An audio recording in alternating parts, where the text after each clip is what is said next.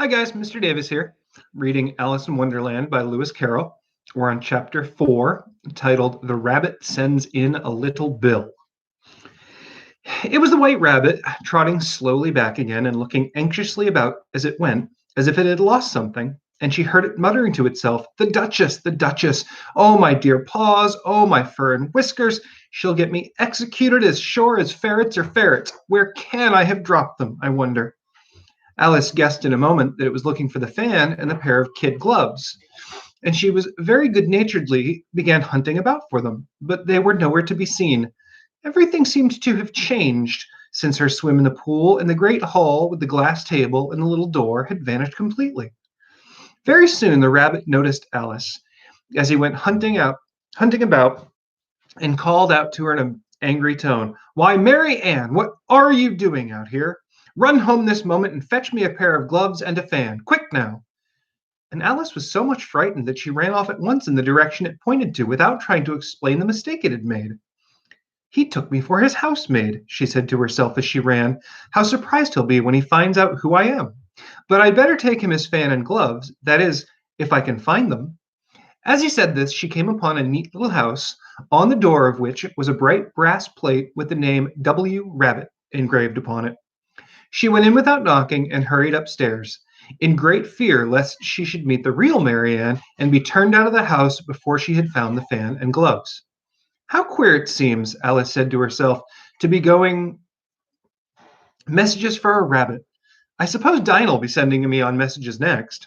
And she began fancying the sort of thing that would happen. "Miss Alice, come here directly and get ready for your walk." "Coming in a minute, nurse, but I've got to see that Mouse doesn't get out." "Only I don't think," Alice went on, "that they'd let Dinah stop in the house if it began ordering people about like that." By this time, she found her way into a tidy little room with a table in the window, and on it, as she'd hoped, a fan and two or three pair of tiny kid gloves. She took up the fan and a pair of gloves and was just going to leave the room when her eye fell upon a little bottle that stood near the looking glass. There was no label this time with the words "Drink me," but nevertheless she uncorked it and put it to her lips. "I know something interesting is sure to happen," she said to herself, "whenever I eat or drink anything. So I'll just see what this bottle does. I hope it'll make me grow large again, for really I'm quite tired of being such a tiny little thing." It did so indeed, and much sooner than she expected. Before she had drunk half the bottle, she found her head pressing against the ceiling and had to stop to save her neck from being broken. She hastily put down the bottle, saying to herself, "That's quite enough. I hope I shan't grow any more. As it is, I can't get out the door. I do wish I hadn't drank quite so much." Alas, it was too late to wish that. She went on growing and growing, and very soon had to kneel down on the floor. In another minute, there was not even room for this, and she tried the effect of lying down with one elbow against the door and the other arm curled round her head. Still she went on growing, and, as a last resource, she put one arm out the window and one foot in the chimney, and said to herself, "Now I can do no more. Whatever happens, what will become of me?" Luckily for Alice, the little magic bottle had now had its full effect, and she grew no larger. Still, it was very uncomfortable, and as there seemed to be no sort of chance of her getting out of the room again, no matter, she felt unhappy. It was much pleasanter at home, thought poor Alice, and one wasn't always growing larger or smaller and being ordered around by mice and rabbits. I almost wish I hadn't gone down the rabbit hole. And yet, and yet it's rather curious, this sort of life. I do wonder what can have happened to me. When I used to read fairy tales, I fancied that kind of thing never happened. And now, here I am in the middle of one. There ought to be a book written about me. That there ought. And when I grow up, I'll write one. But I'm grown up now, she added in a sorrowful tone. At least there's no room to grow any more here. But then, thought Alice, shall I never get any older than I am now? That'll be a comfort one way, never to be an old woman, but then always to have lessons to learn. Oh, I shouldn't like that. "Oh, you foolish Alice," she answered herself. "How can you learn lessons in here? Why, there's hardly any room for you, and no room at all for any lesson books." And so she went on, taking first one side and then the other, and making quite a conversation of it altogether. But after a few minutes, she heard a voice outside and stopped to listen. "Marianne, Marianne," said the voice, "fetch me my gloves this moment." Then came a little pattering of feet on the stairs. Alice knew it was the rabbit coming to look for her, and she trembled till she shook the house, quite forgetting that she was now about 1,000 times as large as the rabbit and had no reason to be afraid of it. Presently, the rabbit came to the door and tried to open it. But as the door opened inward and Alice's elbow was pressed hard against it, that attempt proved a failure. Alice heard it say to itself, "Then I'll go around and get in at the window." "That you won't," thought Alice, and after waiting till she fancied she heard the rabbit just under the window, she suddenly spread out her hand and made a snatch in the air. She did not get a hold of anything, but she heard a little shriek and a fall and a crash of broken glass, from which she concluded that it was just possible it had fallen into a cucumber frame or something of the sort. Next came an angry voice, the rabbit's. "Pat, Pat, where are you?" And then a voice she had not heard before. "Sure then I'm here, digging for apples, your honor." "Digging for apples, indeed," said the rabbit angrily. "Here, come and help me out of this." Sounds of more broken glass. "Now tell me, Pat, what's that in the window?" "Sure, it's an arm, your honor." He pronounced it arum. "An arm, you goose! Who ever saw one that size? Well, it fills the whole window." "Sure it does, your honor, but it's not an arm for all that." There was a longer silence after this, and Alice could only hear whispers now and then, such as, "Sure, I don't like it, your honor, at all, at all. Do as I tell you, coward." And at last she spread out her hand again and made another snatch in the air. This time there were two little shrieks and more sounds of broken glass. "What a number of cucumber frames there must be," thought Alice. "I wonder what they'll do next. As for pulling me out of the window, I only wish they could, I'm sure. I don't want to stay in here any longer." She waited for some time without hearing anything more.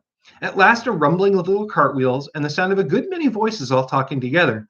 She made out the words, "Where's the ladder? Why, I hadn't thought to bring one. Bill's got the other. Bill, fetch it here, lad. Here, put 'em up at this corner. No, tie 'em together first.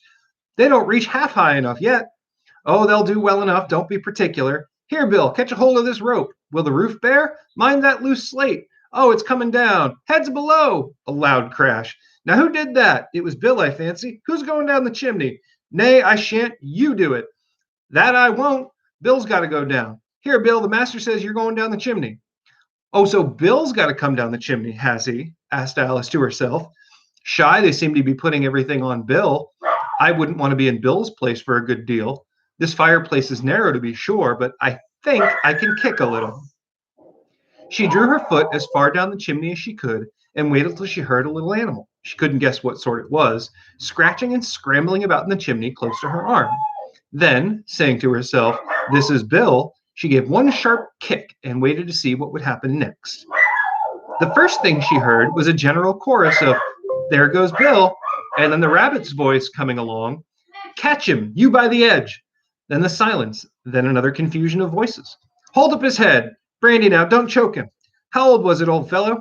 What happened to you? Tell us about it." Last came a little feeble squeaking voice. "That's Bill," thought Alice. "Well, I hardly know. No more than ye. I'm better now, but I'm a good deal flustered to tell you. All I know is something comes at me like a jack-in-the-box, and up I goes like a skyrocket." "So you did, old fellow," said the others. "We must burn the house down," said Rabbit's voice, and Alice called out as loud as she could, "If you do, I'll set Dinah on you." There was a dead silence instantly, and Alice thought to herself, "I wonder what they will do next. If they had any sense, they'd take the roof off." After a minute or two, they began moving about again, and Alice heard the rabbit say, "A barrowful will do, to begin with." A barrowful of what? thought Alice. But she had not long to doubt, for the next moment a shower of little pebbles came rattling in at the window, and some of them hit her in the face.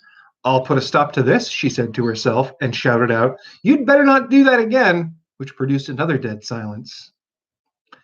Alice noticed with some surprise that the pebbles were all turning into little cakes as they lay on the floor, and a bright idea came into her head. "If I eat one of these cakes," she thought, "it's sure to make some change. It might make me smaller, I suppose." So she swallowed one of the cakes and was delighted to find she began shrinking directly. As soon as she was small enough to get through the door, she ran out of the house and found quite a little crowd of little animals and birds waiting outside.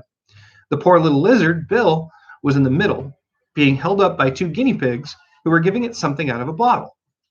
They all made a rush at Alice the moment she appeared, but she ran off as hard as she could and soon found herself safe in a thick wood.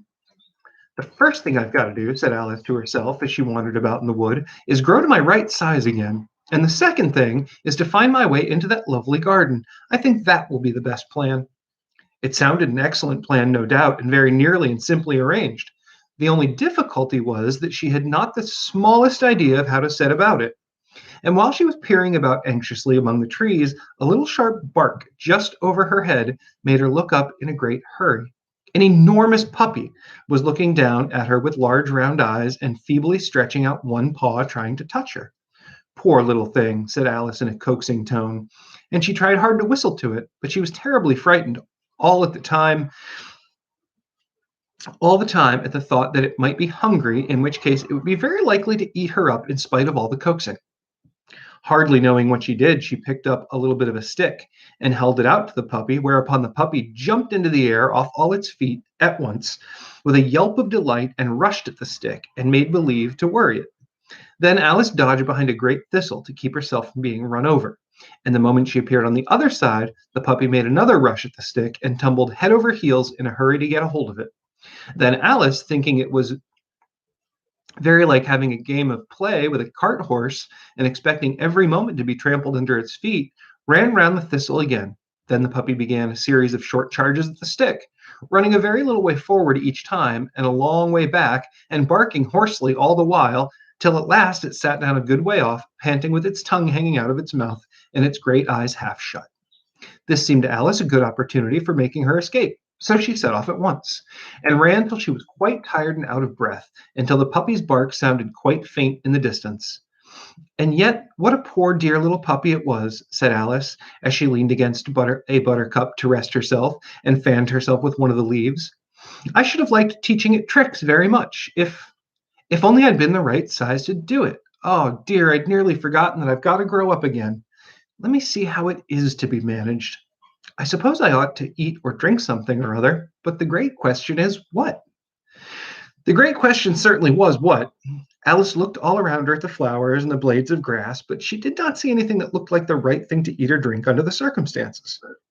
There was a large mushroom growing near her, about the same height as herself, and when she had looked under it and on both sides and behind it, it occurred to her that she might as well look and see what was on top of it.